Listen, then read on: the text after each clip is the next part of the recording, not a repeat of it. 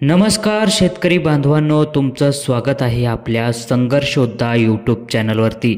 आज आपण जाणून घेणार आहोत PM किसान योजनेच्या महत्त्वाच्या अपडेट। होय तर PM किसान 20वा हप्ता जून रोजी शेतकऱ्यांच्या खात्यात जमा होणार का आणि उपराष्ट्रपती भाषणामुळे हप्ता थेट 30,000 रुपयांपर्यंत वाढण्याची शक्यता का व्यक्त केली जाते, संपूर्ण माहिती आपण या व्हिडिओमध्ये जाणून घेणार आहोत। हा व्हिडिओ शेवटपर्यंत बघा। PM किसान योजनेचा 19वा हप्ता। शेतकरी बांधवांनो, PM किसान योजनेचा 19वा हप्ता 24 फेब्रुवारी 2025 रोजी पंतप्रधान नरेंद्र मोदी यांच्या हस्ते वितरण झाला होता। हा कार्यक्रम बिहारच्या भागलपूर येथे पार पडला होता। त्यावेळेस हा हप्त्याचे वितरण करण्यात आले होते।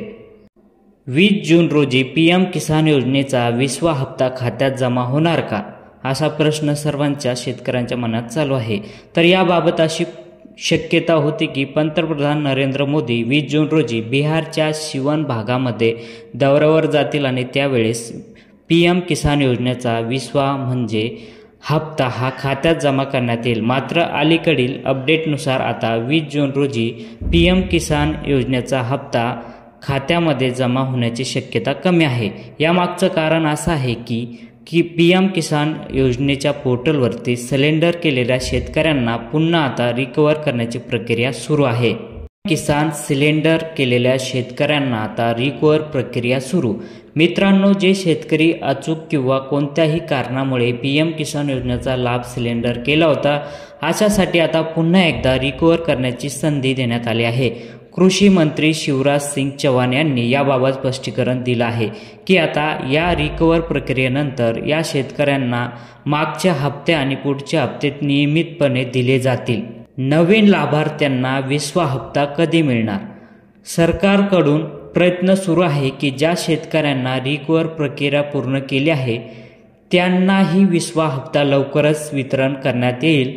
म्हणूनच सरकार ही रिकवर प्रक्रिया पूर्ण झाल्यावर 20वा हप्ता वितरण करणार आहे। त्यामुळे शेतकऱ्यांना तारखेत विलंब होण्याची शक्यता आहे। PM किसान वार्षिक निधी 30,000 रुपये होणार का?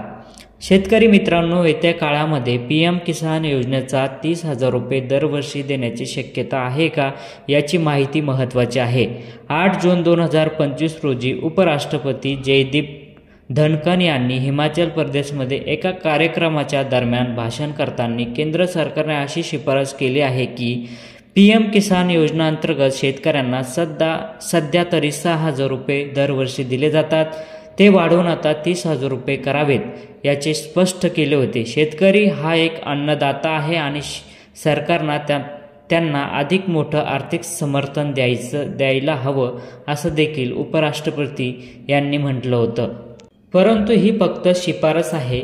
शेतकरी मित्रांनो, ही शिफारस सरकारने स्वीकारली आहे का, याबाबत अद्याप अधिकृत घोषणा झालेली नाही। हे केवळ उपराष्ट्रपतीचं मत आहे आणि केंद्र सरकार यावर काय निर्णय घेतील हे येत्या काळामध्ये स्पष्ट होईल। तरीही ही शिफारसनंतर शेतकऱ्यांना आशा पल्लवित झालेली आहे। नेमकं आता ही शिफारस उपराष्ट्रपतींनी घेतली होती, ही खरंच 30,000 रुपये शेतकऱ्यांना होणार का, याबाबत आणखी कुठलीही अधिकृत घोषणा करण्यात आलेली नाही। शेवटचं महत्त्वाचं अपडेट। शेतकरी मित्रांनो, कृपया PM किसान पोर्टलवर जा आणि आपल्या अर्जाची स्थिती तपासा।